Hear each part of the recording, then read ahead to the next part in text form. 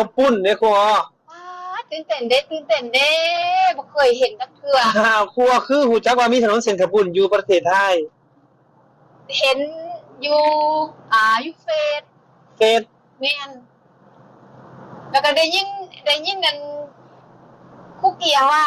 เห็นคอมเมนต์เขาว่าคนไทยว่าถนนเส้นข้าวปุ้นนี่เด้เนี่ยว้านี่เนี่ยต้นนี่แหละวมุ่งสูงถ่าทายของมุ่งแท้สูงมากเลยนี่จะเป็นถนนเหมือนเป็นบ่โยงโอ้ไปเกี่ยวมาเห็นบ่หัวตรงอันนี้นี้จะเรียกว่าแยกวัดสะดุดเป็นจุดเชื่อมต่อระหว่างทางด่วนกาญจนานะฮะกาญจนาหมายเลข9ทางทิศตะวันตกกับทิศตะวันออกมาเชื่อมกันอยู่ตรงนี้เลยครัวนี่พระอาทิตย์ย้อนแสงป๊อว้าดวถนนเส้นข้าวปุ้นสวัสดีครับคลิปที่ให้เบิ่งไปเนาะเพื่อนเนาะก็เป็นคลิปของสาวคู่เนาะนั่นก็คือคู่อรดาเนาะก็ขออนุญาตทางช่องเพิ่นเด้อคลิปเพิ่นมาหน่อยหนึงเนาะที่ให้เบิ่งไปทางเบื้องต้นนั่นแต่แบบเป็นคลิปที่แบบว่าสาวคู่เนาะได้เห็นถนนเส้นข้าวปุ้นเนาะหรือว่าถนนแถวกาญจนาเนาะแถวบางนาเนาะเพื่อนเนาะถนนเส้นนั้นกับถนนแถวนั้นนะพี่เนาะจะเป็นวงกลมเลยเนาะบอยอดก็เคยไปครั้งหนึ่งเนาะเคยไปครั้งหนึ่งกับบาโบตอนนั้นนะก็ถือว่าเป็นถนนที่แบบว่าอธิบายบ่ถูกว่าไปทางใดเนาะคือบอยอดเป็นคนบ้านนอกแต่บอยอดเนี่ยก็เป็นคนแรงงานเนาะบอยอดตื่นเต้นนี่ก็ยังแบบว่าพอประมาณหนึ่งนะแต่พอที่นี่พี่น้องเนาะคือครูอรดาเพิ่นเป็นข้าราชการเนาะเป็นข้าราชการครูแต่เพิ่นก็ยังตื่นเต้นเนาะบ่แพ้บ่ยอดเลยที่เพิ่นได้มีโอกาสไปชมเนาะกับความสวยความงามกับคำว่าถนนเส้นกระปุ้นเนาะหลายคนก็เป็นอย่างคือว่าสงสัยว่าคนลาวไปเห็นคือถนนจังห้องว่าเส้นกระปุ้นคือตอนบ่ยอดเนาะอยู่บ้านเนาะก็ได้เบิ่งทีวีไทยเนาะแบบว่าสัญญาณไทยนี่แหละพอทีนี้ในทีวีนะจะเห็นเปิดยามกลางคืนนะเพื่อนเนาะมันจะวน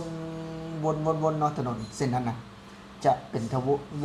นแล้วก็จะมีไฟแสงสีอย่างเนาะเวลายามกลางคืนจะหุงครับเนาะมันคล้ายๆแบบว่าเส้นกระปุ้นมันหลายเส้นเนาะเป็นที่มาของว่าคนลาวมาเจอถนนเส้นนี้เนาะคนลาวทุกคนเนาะว่าถ้ามาประเทศไทยอยากไปเห็นถนนเส้นกระปุ้นเนาะคือจังเข้าไปเลยนี่มันก็เป็นเหมือนกับว่าลุดมิติเนาะเป็นเนาะออกจากอีกโลกหนึ่งเลยคือจังบ่ยอดเองก็ตื่นเต้นบ่แพ้ครูอรดาเนาะตื่นเต้นบ่แพ้ครูอรดาเพราะว่าบ่ยอดก็เป็นคนบ้านนอกนะพี่น้องบ่ยอดก็ยอมรับตามตรงนะว่าบ่ยอดนี่เป็นคนบ้านนอกก็ได้เห็นความเจริญเนาะได้เห็นความสวยงามคือสิก็แบบว่ามันก็ตื่นเต้นน่ะพี่น้องมันก็ตื่นเต้นแบบว่าบอกบ่ถูกคือจังถนนนี่ถนนธรรมดาเนาะถนนไปทุ่งนาเนาะถนนไปสวนนี่ก็เทรัดอย่างคอนกรีตแล้วเนาะบ่ยอดก็อันนี้ก็ตื่นเต้นบ่แพ้กันแต่ว่าถนนที่ครูอรดาไปนี่มันแบบว่าถนนคือภาพ AI สร้างขึ้นเนาะเพิ่นว่าเฮ็ดให้ว่าซั่นมันมีความสลับซับซ้อนมีความโค้งเนาะมี2ชั้น3ชั้นเนาะพี่น้องเนาะทางเทิงก็มีทางลุ่มก็มีเฮ็ดเป็นโค้งๆเนาะพี่น้องเนาะเหมือนแบบว่าเฮาเห็นเด็กน้อยเนาะพี่น้องขี่สไลเดอร์หรือว่าไอ้สวนสนุกอะเนาะพี่น้องเนาะที่แบบว่าเฮาเห็นตามล่างๆนะมันคล้ายๆนั้นเลยแบบว่าความรู้สึกอะพอได้ไปเห็นยังพอคือบ่ยอดเนาะบ่ยอดก็เป็นคนบ้านนอกนะพอได้ไปเห็นถนนนะมันก็ความรู้สึกมันย้อนออกมานะมันย้อนออกมาว่าคล้ายๆกับตอนที่วัยเด็กเนาะหรือว่าเด็กน้อยที่เห็นของเล่นนะพี่น้องเนาะของเล่นที่แบบว่ามันเป็นตาตื่นเต้นมันเป็นตาแบบว่าสนุกเนาะมันก็เลยเห็นว่าบ่ยอดว้าวเนาะว้าวไปตามกันคือจังบ่ยอดนี่ถามว่าบ่ยอดเฮ็ดคลิปเนาะหลายคนก็สงสัยว่าบ่ยอดเฮ็ดคลิปคือบ่ได้ให้ความรู้แน่นอนเนาะความรู้เนาะบ่ยอดบ่ได้มีเนาะบ่ยอดก็กล้าตามตรงนะบ่ยอดก็เฮ็ดคลิปในความที่แบบว่าบ่ยอดคนบ้านนอกมาก็ตื่นเต้นประทับใจถามว่าจะให้บ่ยอดเอาความรู้เนาะจากว่าถนนนี้ใสไปใสเนาะถนนเส้นนี้แต่ใสไปใสเนาะบ่ยอดก็บ่ฮู้เนาะถามว่าฮู้บ่ฮู้กับพอคร่าวๆเนาะเป็นฮู้กับพอคร่าวๆวันหนึงเลยบ่ยอดก็บ่ได้มีโอกาสไปอย่างเช่นปทุมเนาะถนนเส้นหลักของปทุมนี่ไปไสบ่ยอดก็ฮู้อยู่เนาะเพราะว่าบ่ยอด อาศัยอยู่นี่เลยบ่ยศอยู่นี่แต่ถ้าหากว่าหาข้อมูลนี่บ่ยศก็บ่ฮู้บ่ยศบ่ได้เก่งนะว่าจังจะบ่ยศยอมรับเนาะคือปทุมก็เส้นหลักเนาะทางไปท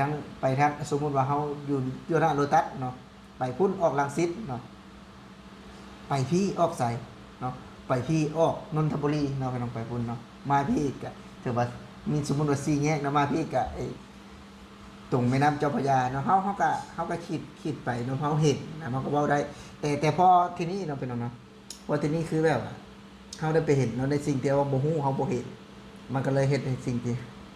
เหล่านั้นเนาะกลับมาว่าว้าวเป็นตาว้าวขึ้นอีกเนาะเป็นตาว้าวขึ้นอีกคือจังหลุดไปอีกในโลกนึงคือจังคือเพิ่นเว้าแหละเนาะคือลาวกับไทยเนาะก็เป็น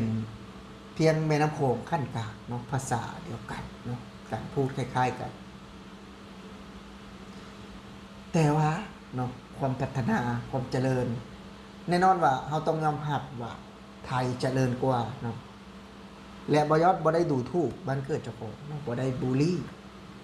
บ่ยศเว้าตัวเจ้าของเองเนาะบ่ยศบ่ได้บูลลี่ไผบ่ยศเว้าตัวเจ้าของเองว่าว้าวยอด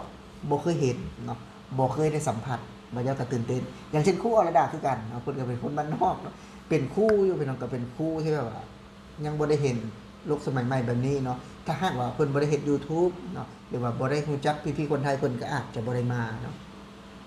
เพิ่นอาจจะบ่ได้มาถ้าหากว่าเพิ่นบ่ได้เฮ็ด YouTube เพราะว่าถ้าบ่มีพี่ๆคนไทยซัพพอร์ตเนาะเพิ่นอาจจะบ่ได้มา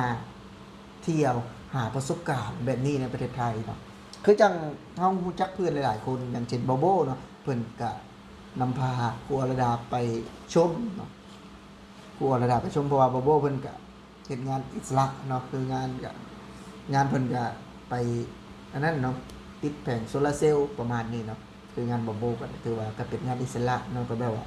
ไปได้ตลอดเนาะแต่ก็บ่แม่นสมมุติว่าเป็นมืองานหลายจะอาจจะออกต่างจังหวัดเนาะเช่นเพิ่นไปถ่ายคลิปบ่แม่นเพิ่นไปถ่ายคอนเทนต์ได้ไปทางไหนเพิ่นไปทำงานเนาะบ่ไปทำงานมันก็เป็นอีก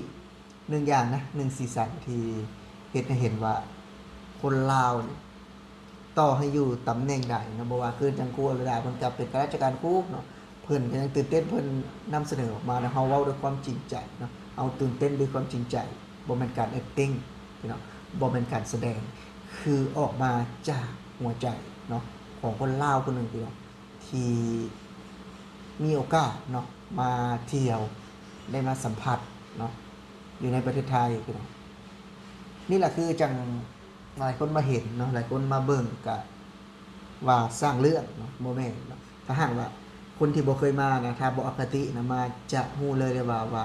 สวรรค์มีจริงอยู่ในประเทศไทยบ่จำเป็นต้องตายแล้วเกิดใหม่นะเพิ่นเนาะก็สำหรับคลิปนี้เนาะผู้ใดเข้าเบิ่งก็อย่าลืมฝากกดแชร์กดไลค์กดติดตามเพื่อเป็นกำลังใจให้บ่ยอดเนาะแรงงานลาว Channel เนาะสำหรับวันนี้บ่ยอดขอลาพี่น้องไปก่อนสวัสดีครับ